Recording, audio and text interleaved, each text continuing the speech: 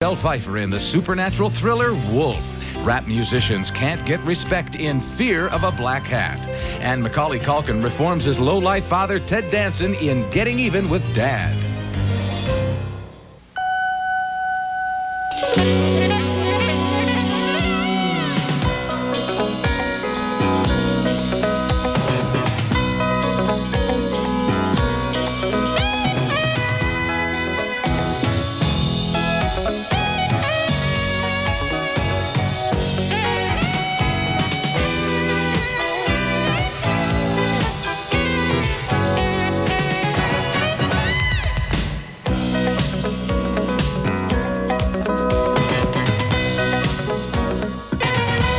Let her rest. Not too bad. Did your father teach you that? No, Tim, he didn't. Macaulay Culkin craves the attention of his ex-con father, Ted Danson, in Getting Even with Dad, one of the big new summer movies we'll be reviewing this week, along with Jack Nicholson and Michelle Pfeiffer in Wolf. We'll also take a second look at the smash hit thriller Speed and see what message its success could be delivering to Hollywood executives. I'm Gene Siskel of the Chicago Tribune. And I'm Roger Ebert of the Chicago Sun-Times. Our first movie is Getting Even with Dad, and this is the latest in an increasingly tiresome series of films trying to cash in on Macaulay Culkin without ever thinking of anything new for him to do.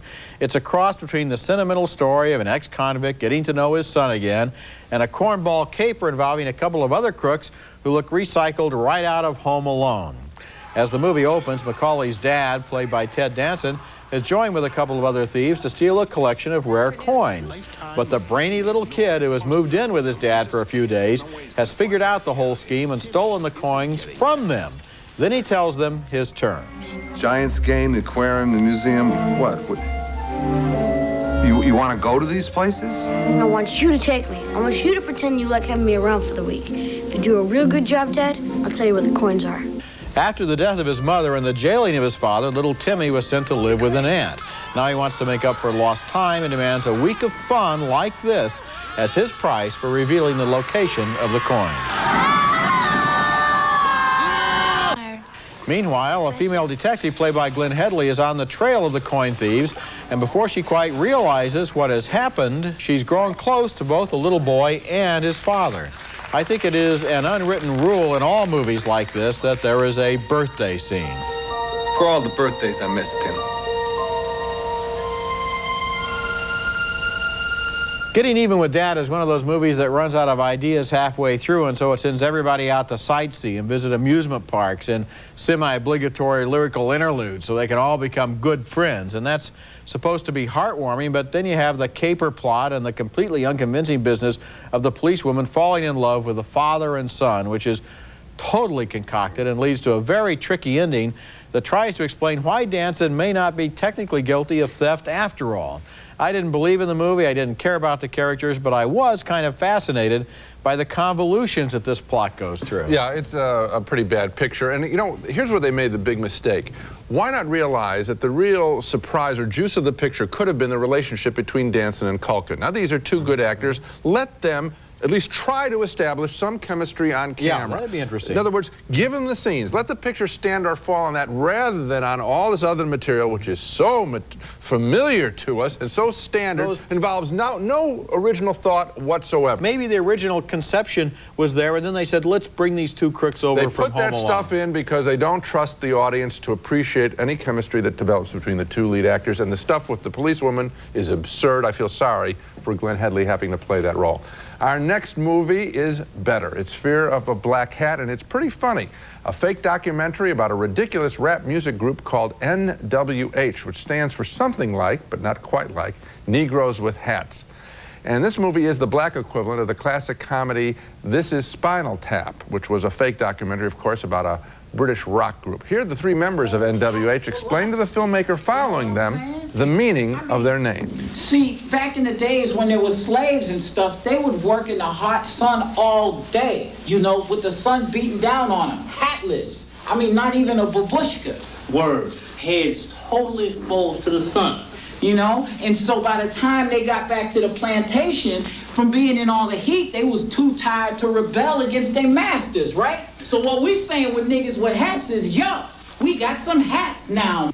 Out on the street, the filmmaker, played by Cassie Lemons, asked one of the group's members, known as Ice Cold, played by the film's writer and director Rusty Cundiff, what he thinks of the recent L.A. riots. The media was trying to say that the people looting was, you know, all lazy and didn't want to work. But I tell you what, you try carrying a leather sofa all the way from like Slauson and Crenshaw down to Pico or Venice or something like that, and then going back for them matching end tables, that's some work for your ass right there.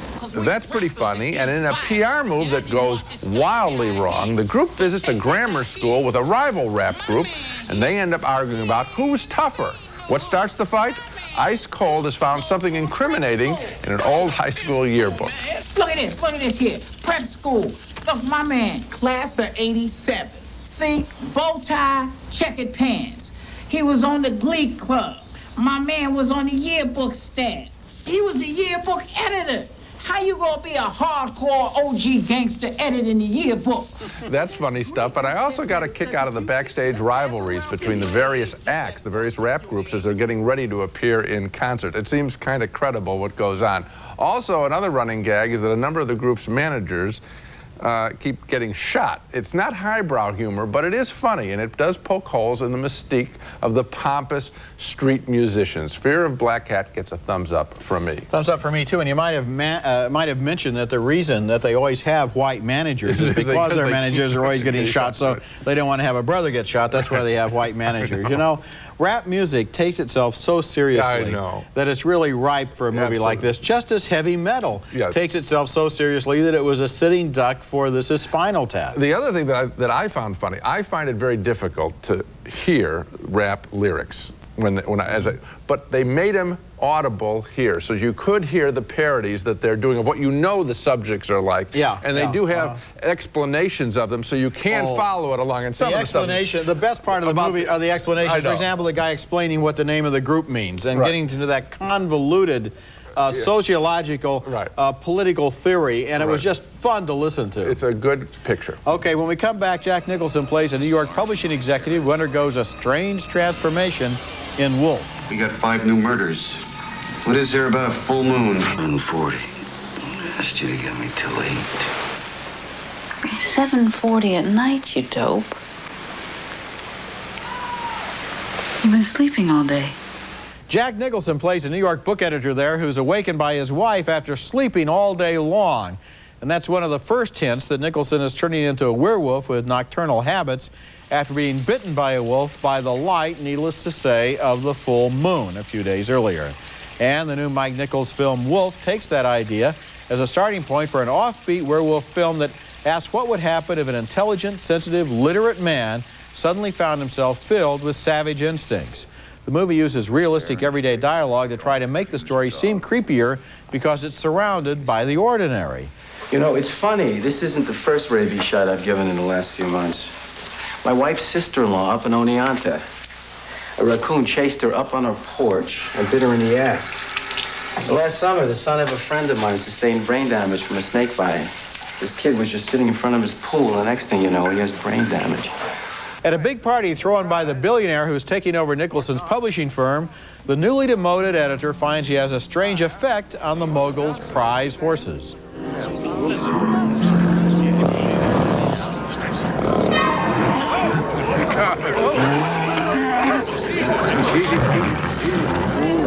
As the days go by and the wolf begins to take over his body, Nicholson finds himself getting stronger and regaining his fighting instinct.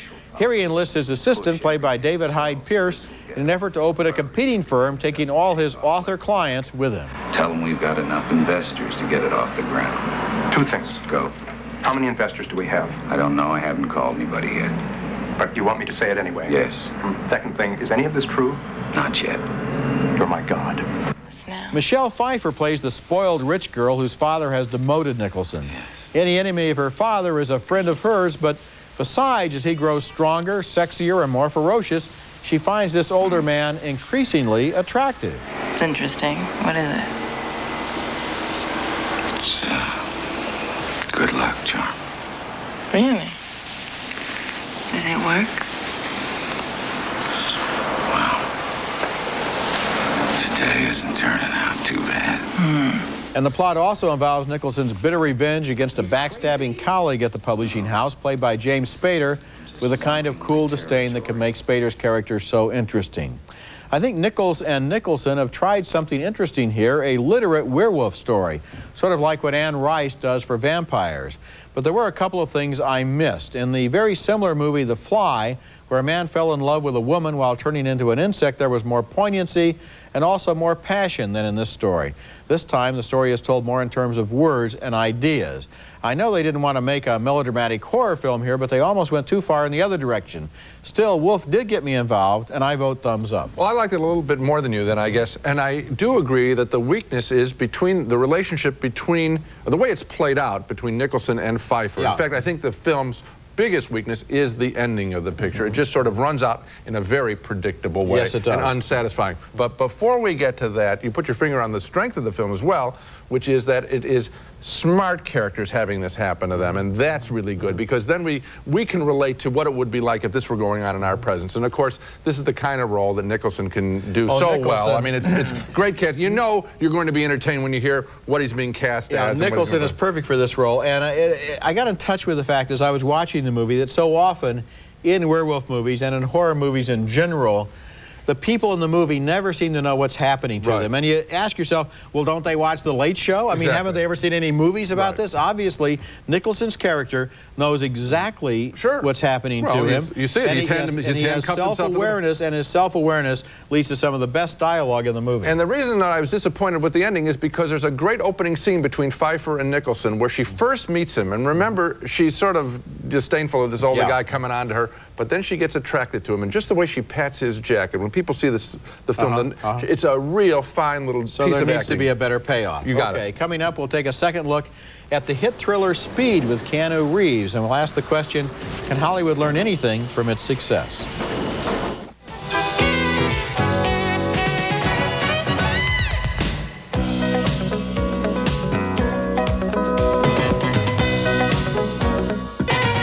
The film is called White, and this is the second chapter of a three-part work by the superb Polish director Krzysztof Kieślowski.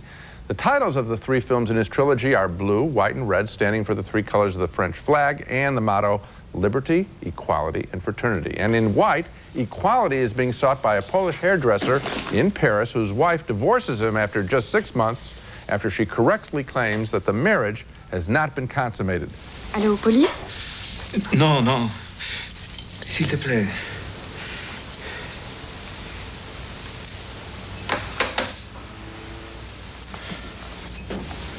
His life in ruins, the hairdresser decides to flee Paris and ends up being smuggled in a trunk back to Poland.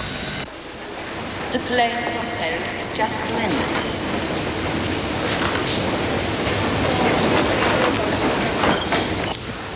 Słucham pana. Proszę pani, zginęła mi walizka. Now, the back half of the story, I think, is much better than the setup, as our desperate hero vows never to let anyone ever get the best of him. He gains wealth, and then the issue becomes whether he's going to gain the ultimate triumph over his former wife and whether he still wants to. I didn't find White nearly as satisfying as Blue, the first film in the trilogy, which I thought was just great, with a great performance by Juliette Binoche. I haven't seen Red yet, the last one in the trilogy, so I have to reserve judgment, I guess, on whether White works as a piece in this whole puzzle. But standing alone, I just can't recommend it. I do recommend it, and I have seen Red. I saw it at the Cannes Film Festival. And what I like about Kieślowski in general and about these three films is that you never have any idea what's going to happen next. That's true. It is not the kind of plot that seems to exist along a line so that you can see where the next station is going to be. But Roger, when you saw this picture, now you saw it you saw him out of sequence, okay? Yes, I did. So I mean, I can't ask you to do. The three pictures are basically not really related except for a little tag at the end of Red. Okay. But what I liked about this film basically was that this guy is such a particular character, such a sad sack, who manages, I mean, what could be lower than, you know, performing in the subway and then mailing yourself to Poland inside a suitcase, and then when he manages to become powerful and gain equality over his wife, or actually superiority over his wife, the irony involved in this strategy was kind of fascinating. I have seen this humor That kind of humor, this brittle, dark humor, I've seen done by Polanski early in his career and done better, I think. And done better, frankly, than Polanski in Bitter Moon. And I really don't think that this film, as a unit, and also, I didn't care as much about this guy and this guy's story as Juliette Binoche in the first picture. Okay, well, I kind of liked him as an actor, but I think the thing that I liked the most was I sat there for 2 hours interested in what was going to happen next. And I kept hoping it would be better than what I was seeing. Okay, when we come back, we'll discuss the surprise success of the new thriller named Speed. It wasn't supposed to be released until later this summer, but it was rushed into theaters last week because the studio wanted to take advantage of all the positive word of mouth it was getting in its early test screenings. Suddenly, Speed is #1 at the box office, and people are calling Keanu Reeves a major new action star. Of course, Speed is a terrific thriller, but when a movie hits a public nerve, there's usually something more to it than just that. The basic inspiration of Speed is that a mad bomber has booby-trapped a bus so that if it goes below 50 miles an hour, it's going to explode. This is not exactly an original idea. In one of the airport movies, the plane would explode if it flew below 5,000 feet, so it eventually landed in Denver. The bus, on the other hand, seemingly has nowhere to land.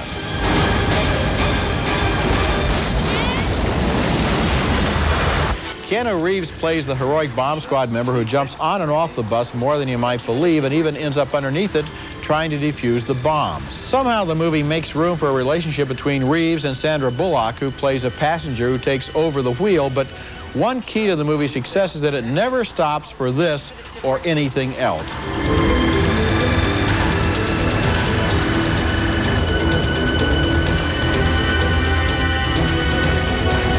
A thriller is only as good as its villain, and although it might have seemed like a cliche to cast Dennis Hopper as the Mad Bomber, since he seems to play the villain in half the thrillers that are made these days, he was a good choice because the film doesn't have to slow down to establish him. When you explode, that's where they'll come, but that's not where I'll be. I have a different plan. Mess like that, they don't even count body parts. I've read reports that the studio, 20th Century Fox, was surprised when preview audiences reacted so enthusiastically to Speed. Since it didn't have a big action star and a giant budget, maybe they didn't expect it to do well. But one of the messages of this movie is that audiences are uncanny at finding films where entertainment is the bottom line. Big budgets and big names aren't always as important as the traditional Hollywood craftsmanship involved in telling a strong story with characters the audience can identify with. Of course, that's not as easy as it sounds, but director Jean de Bont and writer Graham Yost had the courage of their convictions here. Just like their bus, they kept their eye on the road, and they didn't stop for anything. I'm going to tell you one other idea that this picture's success should be sending to executives and also to screenwriters in Hollywood. And that is, don't just give us one thing in a movie. Don't set up the story in the beginning, the bus story in the beginning, and complicate it and then resolve it at the end. There are 3 sequences here. Yes. You get more than you bargained for. Now, I knew when I walked into the picture roughly what it was about, but I didn't know 2 parts to the picture were going to be there, and I'm going to leave it at that. Yeah. You get bonus stuff in this movie, and why not? What's so difficult about writing a 3-act play with 3 things going on? It is endlessly inventive. It just keeps coming up with new ways, and you think, how many different ways can they exploit each of these 3 ideas? Right. And they just keep coming up with new angles. But Roger, you know, it's so difficult to get a movie made. Why don't people try harder with the scripts they turn in? Well, why not give us more? That's what audiences are saying. This gives me more than I expected when I went to the movie, and I hope they make a couple $100 million for it. Okay, coming up next, our video pick of the week, another fine thriller made in much the same spirit as Wolf. Consideration provided by Dollar Rent-A-Car, your vacation specialist offering quality Chrysler cars, including minivans and convertibles. Land affordable rates at a convenient on-airport location in major leisure destinations in the United States.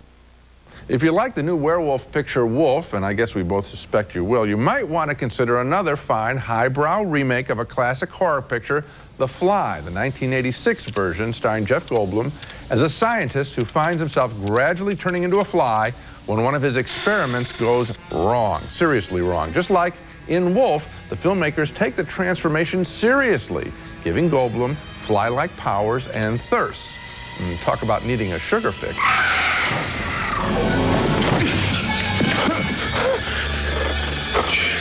And The Fly also is a beautiful love story with Geena Davis as the woman who loves her man, compound eyes and all. The Fly doesn't really need a whole lot of special effects to work. Director David Cronenberg finds the horror and the tragic love story and just lets his actors do the rest. The Fly is my video pick of the week. Check it out. Now let's recap the movies we reviewed on this show. 2 thumbs down for Getting Even with Dad with Macaulay Culkin and Ted Danson. Well, they don't develop much of a relationship because of a screenplay that constantly interrupts them for would-be slapstick laughs. 2 thumbs up for Fear of a Black Hat, the fake documentary about a rap group. This one does have big laughs. 2 thumbs up for Wolf, directed by Mike Nichols, an all-pro production with Jack Nicholson at the top of his game in a film that takes a lowbrow genre, the werewolf picture, and casts it with very smart characters. And finally, a split vote on White, the second part of Krzysztof Kieslowski's Red, White, and Blue trilogy. I didn't find it a self-sufficient story, but Roger disagreed and thinks the movie does stand on its own. Yes, I do, and of course we also agree on Wolf. Right. Okay. And Fear of a Black Hat is the kind of sleeper picture that I think, whether you're into rap or not, you're going to get the jokes in this film. Okay, that's it for this week. Next week we'll be back with a special show called The Last Golden Era of American Movies, where we take a look at some of the greatest movies of the 1970s. That's next week, and until then, the balcony is closed.